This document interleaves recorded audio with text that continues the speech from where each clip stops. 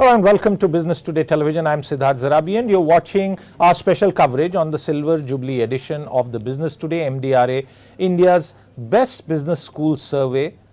It's out now, viewers, and this 25th edition that you can now access on the stands captures the far-reaching changes that have swept through the corridors of India's best and foremost business schools.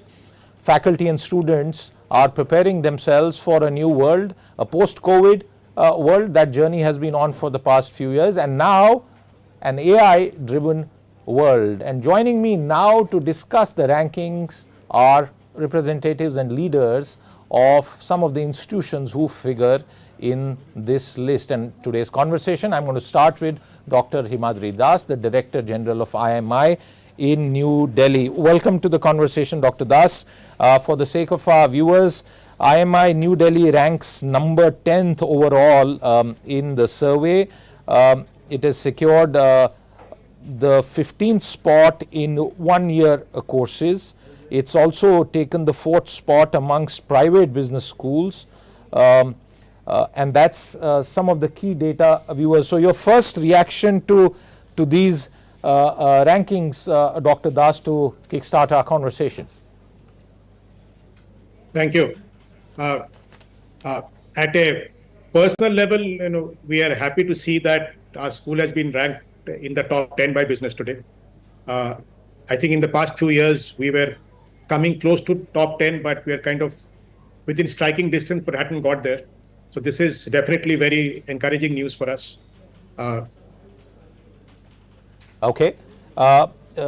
Dr. Das, let me at this stage also welcome Professor Ram Kumar Kakani, the Director of IIM Raipur, who is here with us. IIM Raipur also on the list. Congratulations, Professor Kakani. You are number 16 overall, but amongst the top 10 at number 9 as far as the government business schools ranking is concerned. And I also have with us Dr. Himadri, the Director General of IMI New Delhi, and their ranking is also known. So your first reaction to the ranking and what it means for your institution. Rankings are important metrics. Thank you so much firstly for this opportunity, and rankings are an important metric because they helps us keep the momentum towards the goal and focus which the organizations are meant to do. And in that sense, as an higher education institute of academic excellence, it means a fair bit to us.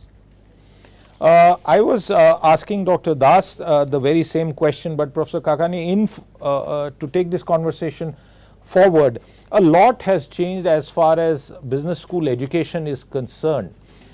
What would you rank as the top couple of factors that are driving students to business schools across India, and what is faculty doing in institutions like yourself to make these students ready for uncertain business environment and economic environment that most companies are facing? See, you talked about COVID having brought in changes. I think the biggest change that COVID has brought in is a very fast-paced adoption of technology. And what has happened as a result is industry who is hiring business school graduates is using technology much more than they were in the past. And the latest entrant to the game is generative AI or Jain AI, which is significantly increasing productivity. So now industry wants B schools to obviously prepare their students to be aligned with these new technologies, which is not just Gen AI, but data analytics, traditional AI, and robotic process automation. Everything that goes with adoption of technology. So the onus is now on business schools to quickly revise their curriculum in consultation with industry stakeholders. This cannot be done sitting in isolation in an ivory tower. It has to be done in consultation with industry practitioners, in consultation with business heads who are going to hire students coming out of these business schools. So this is an imperative. And if I look at the future of business schools, not only in India, but globally, if this doesn't happen, then business schools will become redundant as far as the corporate world is concerned. And this is something that has to be done extremely, extremely seriously, because otherwise the relevance of a business school is only there in the context of the business world or industry. And unlike a lot of other fields, the curriculum has to be aligned with the latest trends in industry. So this technology focus has to come in, and a lot of traditional things will have to make way, because there's only so much you can teach in terms of number of hours. So I see a big replacement of, traditional courses with technology-enabled courses, not technology courses. This is a business school, but technology-enabled courses where students learn how to use technology to take business decisions and to get business insights. Professor Kakani, tell our viewers about the placement challenge and how that is likely to pan out. And this question is not specific to your institution alone, but the broader debate that we are seeing all across the country about the slowdown that seems to have impacted some of our premier institutions. Is this a serious issue, and is it going to have any impact on intake going forward? So there are two parts. There are two parts to the question you have asked, and I think two ways to look at it. Firstly, placements are, relatively speaking, cyclical. They are in tandem with the elections and the overall macro situation that is there in countries where the hiring takes place. For example, the Americas, the UK, India, China, and such.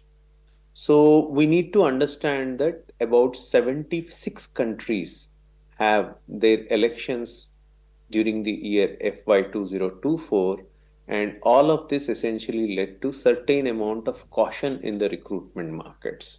So from an overall perspective, one needs to understand that there was this particular academic year, which has ended already, was more of a seasonal issue, essentially a cyclical issue because of these macro level aspects that are there.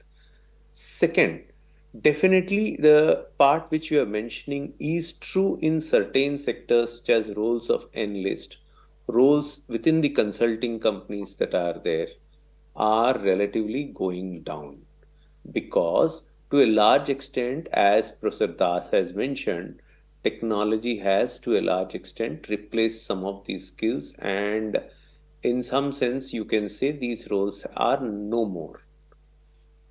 Now, what we have to understand is we need to understand that what are the needs of the industry. Are we able to do exactly what the industry needs is to be done by way of regular, you can say, interactions that should happen. For example, multilingual skills, skills relevant to the social media, skills relevant to the sports management sector, skills relevant to what I call as country clubs. So there are certain sectors which were relatively, you can say, invisible and small, which are growing big time. For example, things related to healthcare. So one is identifying those domains, identifying the functional skills which will be the need of the hour, and identifying the behavioral competencies which would be necessary going forward, and trying to capture that into a certain fashion such that the young generation which is coming here with high hopes does not get let down. One part is marketing, the other is essentially delivering.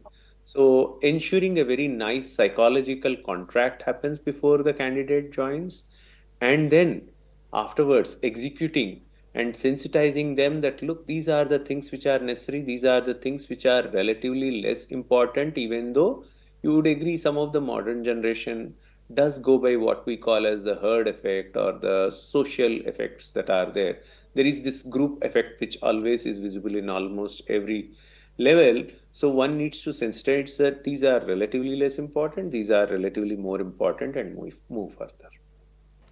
That's a very good point. Dr. Das, this point about what companies want, given the pace of change, I wonder if you would want to answer this question on whether companies today are looking for general managers from business school education, or are they looking for vertical sector specialists, or is it a combination of both?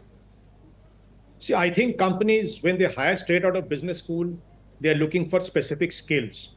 So I would not say it's either general management or a vertical specialist. These are young people, but they're looking for skills because they need these people to be able to do certain jobs right away, hit the ground running, that require certain skills. So there is going to be a shift from imparting knowledge to imparting the ability to do jobs requiring those skills. So another way to put it is of course important what you know.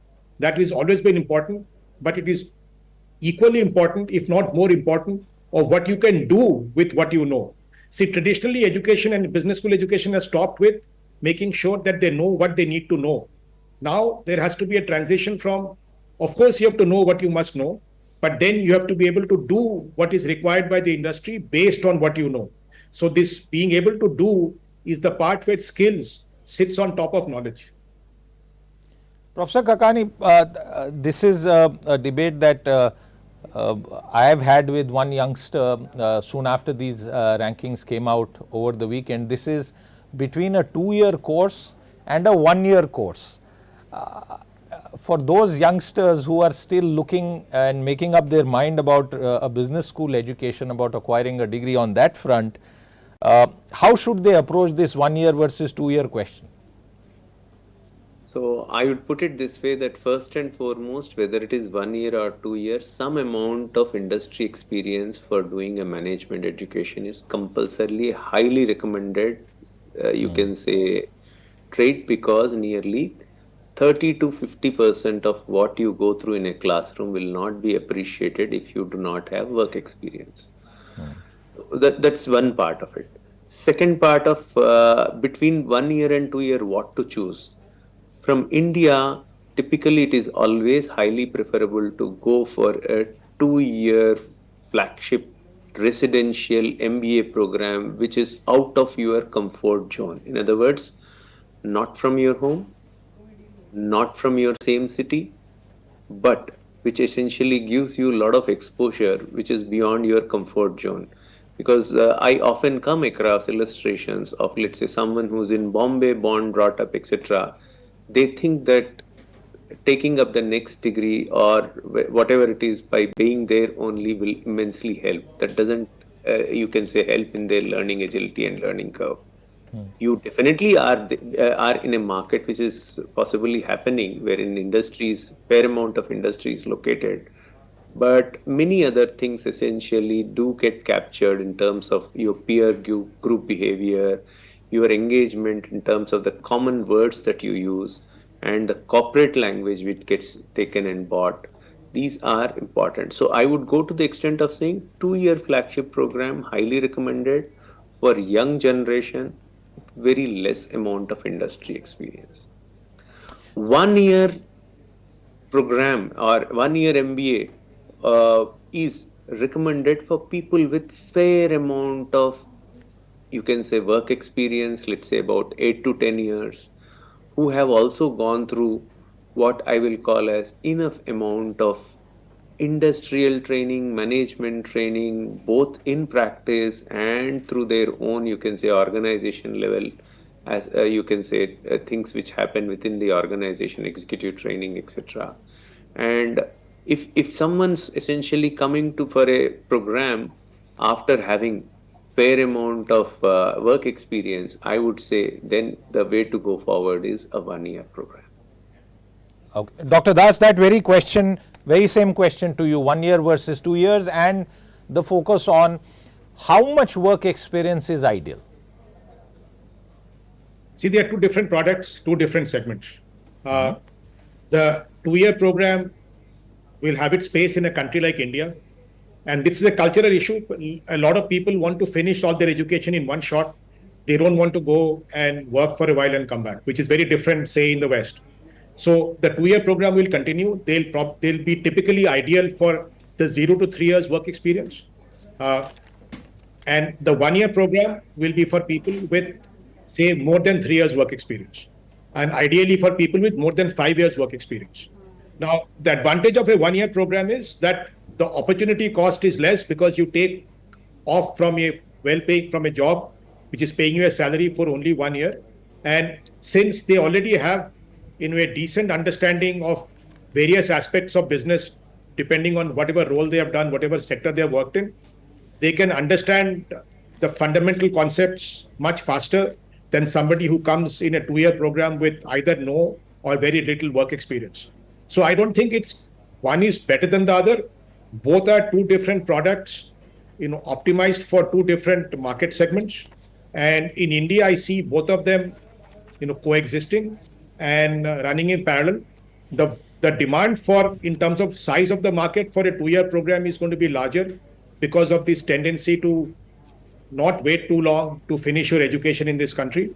But the demand for the 1-year product will be growing, maybe not as fast as the 2-year program growth is, but it will still be in growth because a lot of people will start realizing the advantages of having worked for 4 or 5 years and then coming into business school.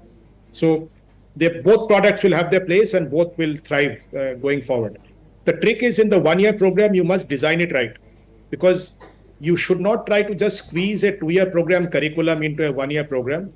You will have to take away certain parts of the curriculum which should have been covered when they have been working and bring in additional parts which they would be ready to absorb because of their work experience. So the curriculum design differentiation has to be very distinct, and that is going to drive the success or the failure of a 1-year program that any business school launches. Fair point, sir. Professor Kakani, I want to shift to another topic that a different set of guests on this very Silver Jubilee edition made, and this was the debate around how much of academics should comprise, let's say, a 2-year course.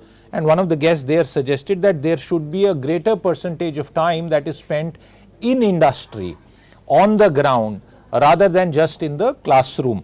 I wonder, what are your thoughts on this issue, and if at all you wanted to change what your institution is doing, what would the ideal mix be according to you? Yeah, that's a good one. But before I forget, I'm sure you are aware that about a week back also we heard this news of even ISB moving from 1-year to 2-year model. So the one which is ranked 1 itself is kind of giving a signal to you in terms of what possibly is happening. Coming back to the question which you are asking, in terms of, you see, industry experience is important, but that can be imparted through simulations, through role plays, through business games, through experiential activities, through what I call as making people have internship while pursuing their own 2-year program inside the campus. There are very many ways, and some of the ways I've just listed down. And so essentially what I would say is the identification of the problem is right. People do want more of, you can say, hands-on and industry-related experience and expertise. And that can easily get captured if we are able to have pedagogies which are wired by having a curriculum overhaul and by also ensuring faculty training, because you see many of our faculty colleagues still have that university kind of a thought process. One needs to understand that when you deal with adults, one needs to have andragogical pedagogy, which is more based on reflection. So that's something which has to be kind of captured. Similarly, having both the infrastructure, physical infrastructure, as well as social infrastructure in place, such that these things are able to execute. These things are essentially the institution, higher education institute, is able to execute on the ground. Absolutely. Dr. Das, one of the reasons that a lot of engineers go in for an MBA is obviously driven by compensation. The engineering plus MBA formula seems to account for a great number of CVs that I have seen on LinkedIn in this regard. Is that the most ideal formula? And is it okay for engineering students to chase an MBA degree only for the sake of increasing their compensation levels? See, this has always been something that has been debated. But what you need to understand is that, see, they don't get higher compensation because they are engineers. They get higher compensation because as engineers, they happen to have the requisite skill set that is higher in demand by the recruiter. So it's a demand and supply market, right? The recruiters are not paying them more because of their undergraduate degree. The recruiters are paying them more because that undergraduate degree happens to give the skills that the recruiter values. See, an engineering education trains people to think analytically, think logically, and have, better than decent quantitative skills. Now, with the industry now, along with all the technology that has come in, decisions are now numbers-based, data-based, more than ever before. And the whole reason data analytics has taken off so much is because and become so important for business competitiveness is because there is abundance of data available, and now there is a computing power to do stuff with the data and get actionable insights. So engineers, because of their training, quantitative, analytical, algorithmic, are typically more suited to take on these roles. And as these roles grow in number in industry for post-MBA hiring, recruiters are going to look at that combination. So it is the skill combination carried over from the undergraduate degree to the MBA inputs that is making the engineers more in demand, and therefore recruiters are willing to pay top salary. But having said that, it does not mean that a business school should have only engineers, because a lot of learning happens at the peer level, among students, not just the professors and industry practitioners who come in. So a diversified class is good for peer learning. So where you have people from liberal arts as well as the hard sciences or STEM, and the discussions that happen in class, especially in a group discussion or in a role play kind of pedagogical tool, enhances the learning of both the engineers and the liberal arts people because they learn from each other. So class diversity is important, and a lot of good schools strive for that, and they make sure that they get class diversity. But the observation as to why the engineers get paid better is for the reasons I said, because the skill sets happen to match some of the new age jobs which are growing in numbers every year. Fair point. Professor Kakani, you wanted to comment on that very same question, sir? Yeah, I think, to do well, one needs to have business acumen, one needs to have strategy acumen, and one also needs to have certain amount of, you can say, other acumen such as financial acumen. Difficult to imagine that an engineer will bring aspects such as these to the table just because he's an engineer and he's gone through a certain set of courses. So if one essentially has to understand that they want to do well in their careers, then definitely they would like to take up an MBA program which captures some of these aspects. One.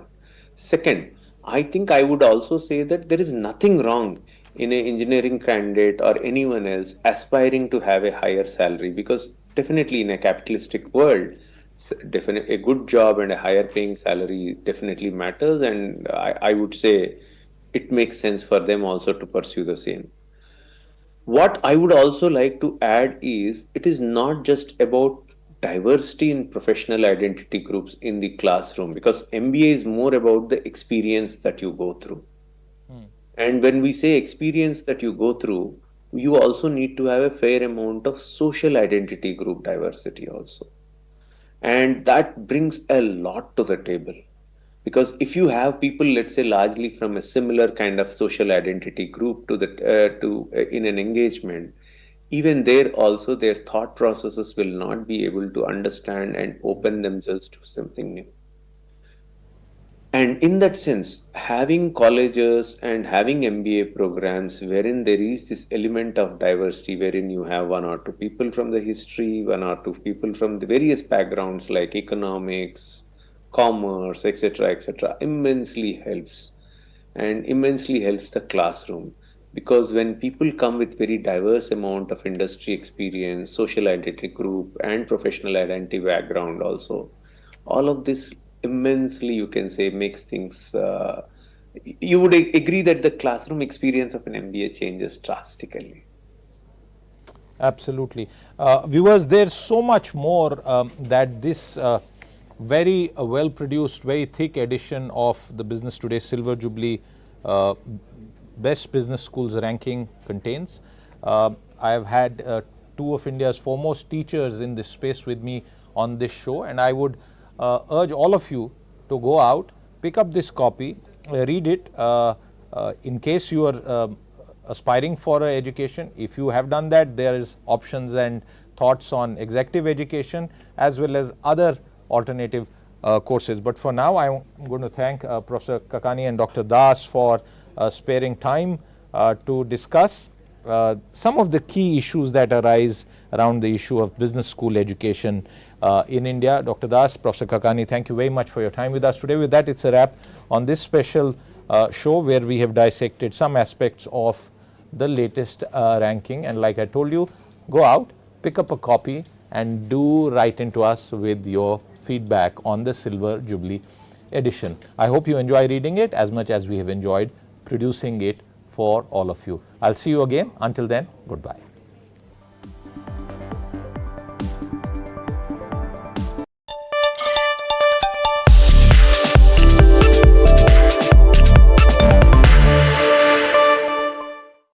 Hello and welcome to Business Today Television. I'm Siddharth Zarabi and you're watching the unveiling of the Silver Jubilee edition of the Business Today MDRA, India's Best Business Schools Survey.